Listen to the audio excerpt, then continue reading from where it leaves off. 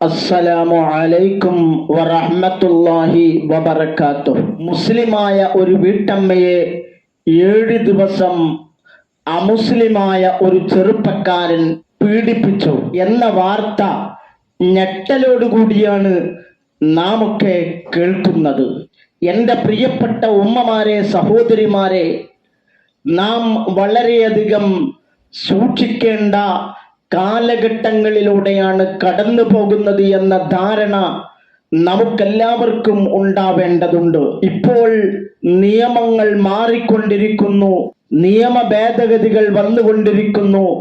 അങ്ങനെ ഒരു കാലഘട്ടത്തിലൂടെ സഞ്ചരിച്ചു കൊണ്ടിരിക്കുകയാണ്. പലപ്പോഴും പല നിയമങ്ങളും കൊണ്ടുവരുന്നതും ഉള്ള നിയമങ്ങൾ ഭേദഗതി വരുത്തുന്നതും നമ്മുടെ സുരക്ഷയ്ക്കും ക്ഷേമത്തിനും സ്വൈര്യ ജീവിതത്തിനുമാണ്. എന്നാൽ പലപ്പോഴും നിയമങ്ങളെ നമുക്ക് അനുകൂലമാക്കിയെടുക്കാൻ വേണ്ടി ദുരുപയോഗം ചെയ്യുന്നവരാണ് അധിക പേരും. കാസർഗോഡ് ജില്ലയിൽ ഒരു പെൺകുട്ടിയെ അമുസ്ലിമായ ചെറുപ്പക്കാരൻ ഒളിപ്പിച്ചു വെച്ചിരുന്ന കാറിൽ കയറ്റിക്കൊണ്ടുപോയി ഉമ്മയുടെയും മറ്റു സഹോദരങ്ങളുടെയും അയൽവാസികളുടെയും മുമ്പിൽ വെച്ചുകൊണ്ട് പട്ടാപ്പകലിൽ ആ ചെറുപ്പക്കാരന്റെ കൂടെ കാറിൽ കയറിപ്പോകാൻ ആ പെണ്ണിന് യാതൊരു മടിയുമുണ്ടായില്ല. തന്റെ ഭർത്താവ് ജപ്പാനിലാണ്. ഒരുപാട് കഷ്ടപ്പാടുകൾ സഹിച്ചുകൊണ്ട് തന്നെയും തന്റെ മക്കളെയും പോറ്റി വളർത്തിയിട്ടുണ്ട്. തനിക്ക് ആവശ്യമുള്ളതെല്ലാം ആവശ്യമുള്ളപ്പോൾ ചോദിക്കാതെയും ചോദിച്ചും വാങ്ങിത്തന്നിട്ടുണ്ട്. ആവശ്യപ്പെടുന്ന സമയത്തൊക്കെ ജപ്പാനിലേക്ക് പോകാൻ അവസരങ്ങൾ ഒരുക്കി തന്നിട്ടുണ്ട്. അവിടെ മടുക്കുമ്പോൾ നാട്ടിലേക്ക് വരാനുള്ള അവസരം ഒരുക്കി തന്നിട്ടുണ്ട്. മാത്രമല്ല, തന്റെ കുടുംബം പാവപ്പെട്ട കുടുംബമായിട്ടും മാതാപിതാക്കൾ പാവപ്പെട്ടവരായിട്ടും തന്റെ ഭർത്താവ് തനിക്കൊരു ജീവിതം കിട്ടണമെന്ന ചിന്തയോടുകൂടി തന്നെ വിവാഹം കഴിക്കുകയും തന്നെ മാത്രമല്ല തന്റെ മാതാപിതാക്കളെയും സുരക്ഷിതമായ ഒരു സ്ഥാനത്ത് നിലയുറപ്പിക്കാൻ വേണ്ടി നല്ലൊരു സുന്ദരമായ വീട് പണിതു കൊടുത്തു. തന്നെ പോലെ തന്നെ തന്റെ ഭാര്യ വീട്ടുകാരും മാന്യന്മാരായി മാന്യതയോടുകൂടി കഴിയണമെന്ന ചിന്തയോടെ ആ ചെറുപ്പക്കാരൻ വേണ്ട സൗകര്യങ്ങളൊക്കെ ഏർപ്പാടാക്കി കൊടുത്തു. എന്നാൽ കാസർകോട്ടുകാരിയായ ഈ പെണ്ണിന്, പണം കണ്ട് മഞ്ഞളിച്ചു പോയ ഈ പെണ്ണിന്, മറ്റു സുഖ സൗകര്യങ്ങളിൽ ഭ്രമിച്ചു പോയ ഈ പെണ്ണിന് സ്വന്തം ഭർത്താവ് മതിയാകാതെ വന്നു. അവനെ മടുക്കാൻ തുടങ്ങിയപ്പോൾ ജപ്പാൻ എന്ന രാജ്യം മടുത്താൽ ഇന്ത്യ രാജ്യത്തേക്ക് വരുന്നത് പോലെ ഇന്ത്യ രാജ്യം മടുത്താൽ ജപ്പാനിലേക്ക് വീണ്ടും തിരിച്ചു പോകുന്നത് പോലെ ആ പെൺകുട്ടി മറ്റൊരുത്തനെ ജപ്പാനിലേക്ക് യാത്ര പോകുന്ന ലാഘവത്തോടുകൂടി തെരഞ്ഞെടുത്തുകൊണ്ട് ആ ചെറുപ്പക്കാരൻ കൊണ്ടുവന്ന കാറിൽ കയറിപ്പോയത്രേ. ഈ കാറ് ആ ചെറുപ്പക്കാരൻ എങ്ങനെ ലഭിച്ചു എന്ന് ചിന്തിച്ചപ്പോഴാണ് വല്ലാതെ ഞെട്ടിപ്പോയത്. ഈ പെണ്ണ് തന്റെ കാമുകന് സമ്മാനിച്ച വാഹനമാണത്രേ ആ കാറ്. മാത്രവുമല്ല, ലക്ഷക്കണക്കിന് രൂപ വിലയുള്ള മൊബൈൽ ഫോണ് സ്വന്തം ഭർത്താവ് അധ്വാനിച്ച തുകയെടുത്തുകൊണ്ട് തന്റെ കാമുകന് വേണ്ടി വാങ്ങിക്കൊടുത്തു അത്രേ. അവസാനം ഈ പെണ്ണ് തന്റെ കാമുകനോടൊപ്പം ആ വാഹനത്തിൽ കയറിപ്പോകുമ്പോൾ നാം ഒക്കെ കേട്ടത് 25 ലക്ഷം രൂപയുമായിട്ടാണ് പോയത് എന്നാണ്. എന്നാൽ വാസ്തവം അതല്ല. 85 ലക്ഷം രൂപയോളം ആണ് കൊണ്ടുപോയിട്ടുള്ളത്. ചുരുക്കി പറഞ്ഞാൽ കാറും അതുപോലെ മൊബൈൽ ഫോണും ഈ പണവും നോക്കിയാൽ ഏകദേശം 1.25 കോടി രൂപയോളമാണ് ആ പെണ്ണ് തന്റെ കാമുകനോടൊപ്പം പോകുമ്പോൾ തന്റെ ഭർത്താവിന്റെ സമ്പാദ്യമായിട്ടുള്ളത് എടുത്തുകൊണ്ടുപോയത്. ലവ് കുരുക്ഷേത്രയുടെ ഭാഗമായിട്ട് സംഘപരിവാർ ആസൂത്രിതമായി നടത്തുന്ന പരിപാടിയാണെന്നാണ് ഇതിനെ സംബന്ധിച്ച് വാർത്തകൾ വന്നിരുന്നത്. എന്റെ പ്രിയപ്പെട്ട ഉമ്മമാരെ, എന്റെ പ്രിയപ്പെട്ട സഹോദരിമാരെ, ഒരു ലവ് കുരുക്ഷേത്രക്കും അല്ലാത്ത കുരുക്ഷേത്രക്കും നമ്മുടെ സഹോദരിമാരെ ഒന്നും ചെയ്യാൻ കഴിയില്ല. ഒരു പെൺകുട്ടിയെയും ഒരു കുരുക്ഷേത്രക്കും കൊണ്ടുപോകാൻ സാധ്യമല്ല. ഇത് ഇന്ത്യ രാജ്യമാണ്, പ്രത്യേകിച്ച് കേരളമാണ്. ആരൊക്കെ എന്തൊക്കെ ആസൂത്രണങ്ങൾ നടത്തിയാലും ആ ആസൂത്രണങ്ങളൊന്നും വിജയിക്കാത്ത ഒരിടമാണ് നമ്മുടെ കേരളം. പിന്നെന്തുകൊണ്ടാണ് ഇത് സംഭവിച്ചത്? അത് കുരുക്ഷേത്രയുടെ മിടുക്കല്ല, അവരുടെ ആസൂത്രിതമായ നീക്കം വിജയിച്ചതല്ല.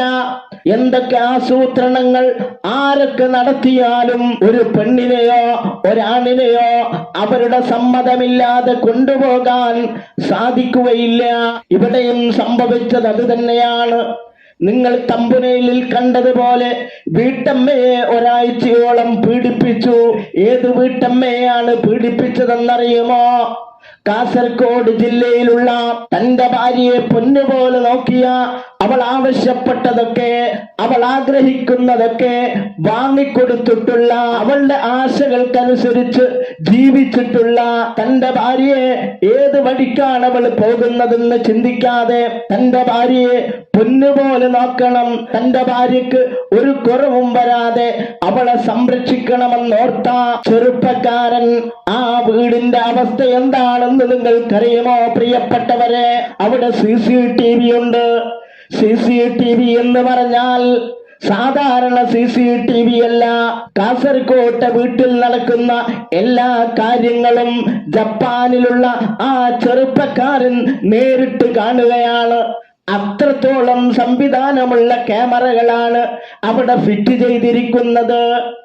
ആ വീട്ടിലാണ് ഈ ചെറുപ്പക്കാരന്റെ ഭാര്യ തന്റെ കാമുകനെ കൂട്ടിക്കൊണ്ടുവന്ന് ഒരാഴ്ചയോളം താമസിപ്പിക്കുന്നത്. 2 നിലയുള്ള വീടാണ്.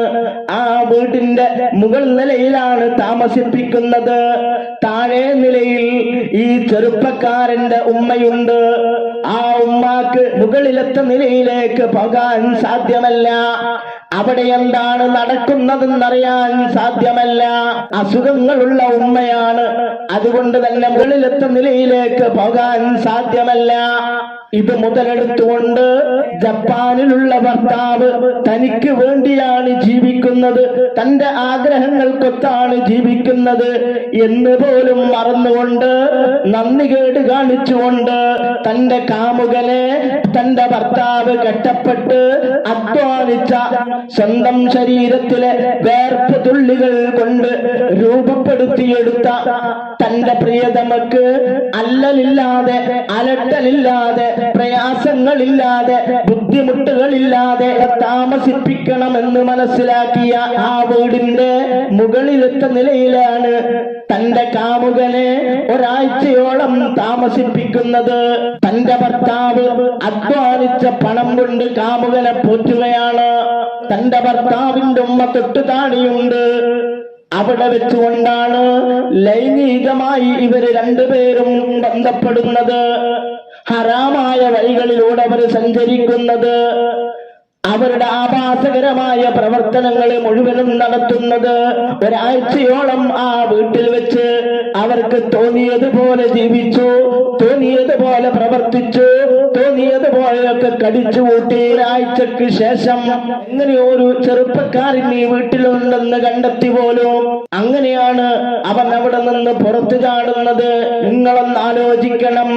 ജപ്പാനിലിരുന്നു കൊണ്ട് എല്ലാം നോക്കിക്കാണുന്ന ക്യാമറയുണ്ടെങ്കിലും ആ ക്യാമറ ഈ കാമുകൻ പോകുന്ന സമയത്ത് മെയിൻ സ്വിച്ച് ഓഫ് ആക്കി കളയുമത്രേ. അപ്പോൾ എല്ലാം കട്ടാവുകയാണ്. കാമുകൻ പോയി കഴിഞ്ഞതിന് ശേഷമാണ് പിന്നെ എല്ലാം ഓൺ ചെയ്യുക. ഇങ്ങനെയായിരുന്നു എത്രയാ അവർ ജീവിച്ചിരുന്നത്.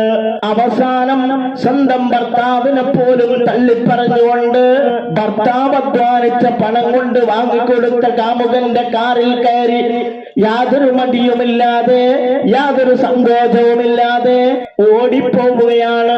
ഈ ഉള്ളവൻ അത് കണ്ടപ്പോൾ വല്ലാതെ സങ്കടപ്പെട്ടുപോയി. എന്തൊരു നന്ദികേടാണ് കാണിച്ചിട്ടുള്ളത്. ആ ഭർത്താവ് സമ്പാദിച്ച സമ്പാദ്യങ്ങളൊക്കെ അവിടെ വെച്ചിട്ട് പോകാനെങ്കിലും ആ ഒരു ദയ പോലും കാണിക്കാതെ 1.25 കോടി രൂപയോളം എടുത്തുകൊണ്ട് കാമുകനോടൊപ്പം ഇറങ്ങിപ്പോയി. ഇനി എന്താണ് ആ പെണ്ണിന്റെ അവസ്ഥയാവുക? പല സംഭവങ്ങളും ആവർത്തിച്ചതുപോലെ ബോംബെ തെരുവുകളിൽ നിന്ന് ആ പെൺകുട്ടിയെ കണ്ടതായി വാർത്ത കേൾക്കേണ്ടി വരുമോ? അതല്ല ഏതെങ്കിലും റെയിൽവേ ട്രാക്കിനടിയിൽ പെട്ടുകൊണ്ട് ദാരുണമായ സംഭവം നടന്നതായി കേൾക്കേണ്ടി വരുമോ? മാതാപിതാക്കളുടെയും സഹോദരങ്ങളുടെയും ഭർത്താവിന്റെ കുടുംബങ്ങളുടെയും ശാപമേറ്റുകൊണ്ടാണ് ഈ സഹോദരി പോയിട്ടുള്ളത്. പിന്നാലെ പോയി കേസ് കൊടുത്തു, കോടതിയിൽ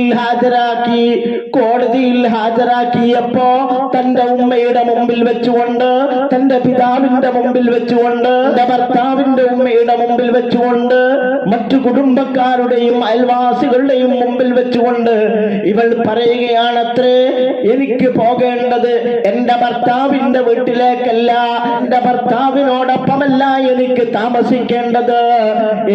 താമസിക്കേണ്ടത് ഇന്നലെ കണ്ട ചെറുപ്പക്കാരനായ കാമുകന്റെ കൂടെയാണെന്ന് ആ സഹോദരി കോടതിയിൽ വെച്ച് പറഞ്ഞുവത്രേ. കോടതിക്ക് പിന്നെ ഒന്നും ചെയ്യാൻ കഴിയില്ല, നിയമം അങ്ങനെയാണ്. ആർക്കൊക്കെ ആരോടൊപ്പം പോകണമെന്ന് ആഗ്രഹമുണ്ടോ, അത് ഭർതൃമതിയായാലും ശരി, അല്ലാത്തവരായാലും ശരി, ആരുടെ കൂടെയാണോ താമസിക്കാൻ ഇഷ്ടം അത് കോടതിയിൽ വെച്ച് പറഞ്ഞാൽ, അത് പോലീസുകാരോട് പറഞ്ഞാൽ അവർക്ക് അനുവദിച്ചു കൊടുത്തേ നിവൃത്തിയുള്ളൂ. എന്തൊരു ലോകമാണ്, എന്തൊരു കാലഘട്ടമാണ്. ആ ഭർത്താവിന്റെ കുടുംബമാണെങ്കിലോ ദീനുമായി ബന്ധമുള്ള കുടുംബമാണെന്നാണ് അറിയാൻ കഴിഞ്ഞിട്ടുള്ളത്, മനസ്സലിവുള്ളവരാണെന്നാണ് അറിയാൻ കഴിഞ്ഞിട്ടുള്ളത്, പാവങ്ങൾക്ക് വേണ്ടി വല്ലാതെ സഹായങ്ങൾ ചെയ്യുന്നവരാണെന്നാണ് അറിയാൻ കഴിഞ്ഞിട്ടുള്ളത്. അതുകൊണ്ടാണല്ലോ തന്റെ ഭാര്യ ഒരു പാവപ്പെട്ട കുടുംബത്തിലെ പെണ്ണാണ്, വാടക വീട്ടിലാണ് തന്റെ ഭാര്യ കുടുംബക്കാര് താമസിക്കുന്നത്. അത് പോരാ, അവർക്ക് സ്വന്തമായി വീട് വേണമെന്ന് ആഗ്രഹിച്ചുകൊണ്ട് ആ ചെറുപ്പക്കാരൻ വീട് വെച്ചു കൊടുത്തത്. സൂക്ഷിക്കണം എന്റെ സഹോദരിമാരെ, എന്റെ സഹോദരങ്ങളെ. ഫേസ്ബുക്കും വാട്സപ്പും യൂട്യൂബും എല്ലാം ഉപയോഗപ്പെടുത്തുന്നത് നല്ലതിനു വേണ്ടിയാവണം. നാം ദുരുപയോഗപ്പെടുത്തുമ്പോഴാണ് അത് ദോഷമായി തീരുന്നത്. അത് ഫേസ്ബുക്കിന്റെ കുറ്റമല്ല, വാട്സപ്പിന്റെ കുറ്റമല്ല, യൂട്യൂബിന്റെ കുറ്റമല്ല, നാം ഉപയോഗിക്കുന്നതിന്റെ കുറ്റമാണ്. അതുകൊണ്ട് തന്നെ എന്റെ പ്രിയപ്പെട്ട മാതാപിതാക്കളെ, എന്റെ പ്രിയപ്പെട്ട രക്ഷിതാക്കളെ, നമ്മുടെ മക്കൾക്ക് നാം ഇതൊക്കെ വാങ്ങിക്കൊടുക്കുമ്പോൾ അവർ ഏത് തരത്തിലാണ് അതൊക്കെ ഉപയോഗപ്പെടുത്തുന്നത് എന്നുകൂടി നാം പരിശോധിക്കണം. എല്ലാവരും കാണുന്ന സ്ഥലത്ത്, എല്ലാവരും ഒരുമിച്ച് കൂടുന്ന സ്ഥലത്ത്, എല്ലാവരും കാണുക മാത്രമേ ഫേസ്ബുക്ക് ഉപയോഗിക്കാവൂ, ഫോൺ ഉപയോഗിക്കാവൂ, വാട്സപ്പ് ഉപയോഗിക്കാവൂ എന്നൊരു നിബന്ധന ഓരോ വീട്ടിലുള്ള കുടുംബനാഥന്മാരും അങ്ങനെ ഒരു നിബന്ധന വെക്കണം. അതുപോലെ തന്നെ രാത്രി 10 മണി കഴിഞ്ഞാൽ എന്റെ മകൾ ഫേസ്ബുക്ക് ഉപയോഗിച്ചുകൂടാ, വാട്സപ്പ് ഉപയോഗിച്ചുകൂടാ, ഫോണ് തൊട്ടു നോക്കിക്കൂടാ, എന്റെ ഭാര്യ ചെയ്തുകൂടാ എന്നൊരു നിബന്ധന കൂടി വെക്കണം. എന്നാൽ മാത്രമേ ഈ കാലഘട്ടത്തിൽ രക്ഷപ്പെടാൻ സാധിക്കുകയുള്ളൂ. മാത്രവുമല്ല, എന്റെ പ്രിയപ്പെട്ടവരെ, എത്ര പഴഞ്ചനാണെന്ന് പറഞ്ഞാലും ഈ പരിഷ്കൃത ലോകത്ത് അതിന് വലിയ പ്രാധാന്യമില്ലെന്ന് പറഞ്ഞാലും ഒരിക്കലും തന്നെ നാം ദീനുപേക്ഷിക്കരുത് കേട്ടോ. ദീനീ വിജ്ഞാനം നുകരുന്നത് ഇല്ലാതെയാക്കരുത്. ദീനീ വിജ്ഞാനം ഇല്ലാതെയാകുമ്പോഴാണ് അള്ളാഹുവിനെ ഭയം എന്ന സംഗതി മനുഷ്യ ശരീരത്തിൽ നിന്ന് ഇല്ലാതെ പോകുന്നത്. അള്ളാഹുവിനെ ഭയപ്പെടുന്നതിൽ നിന്ന് അവർ വിട്ടുനിന്നാൽ മാതാപിതാക്കളെ അവർക്ക് ഭയമുണ്ടാവൂല.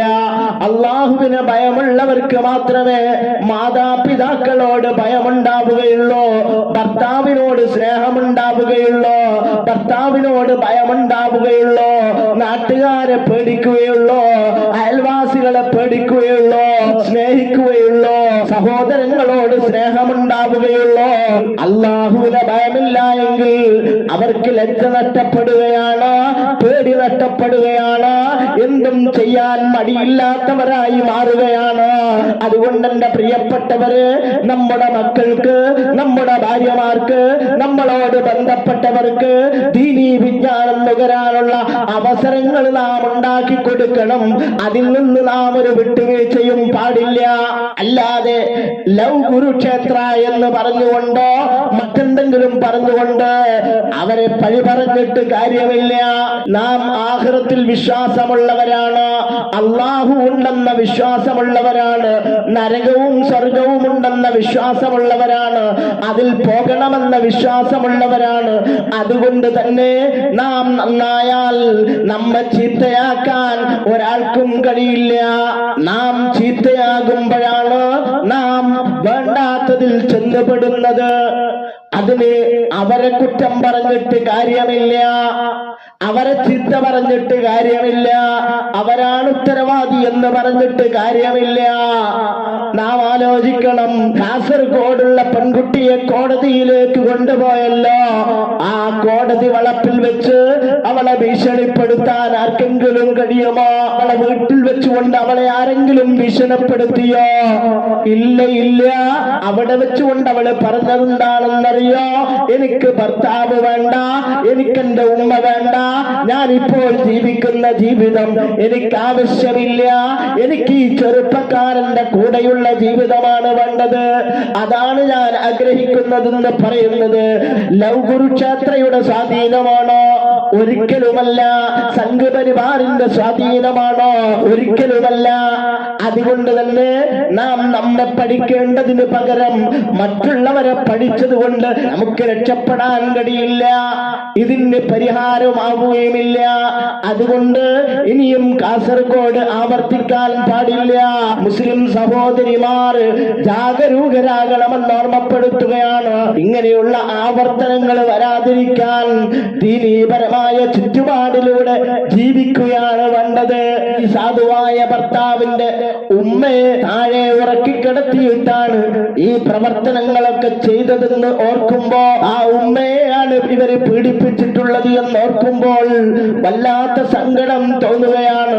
ആർക്കും ഇത്തരത്തിൽ ഒരവസ്ഥ ഉണ്ടാവാതിരിക്കട്ടെ. അല്ലാഹു തആല നമ്മുടെ സഹോദരിമാരെ, നമ്മുടെ മക്കളെ, നമ്മളോട് ബന്ധപ്പെട്ടവരെ മുഴുവനും കാത്തുരക്ഷിക്കുമാറാകട്ടെ.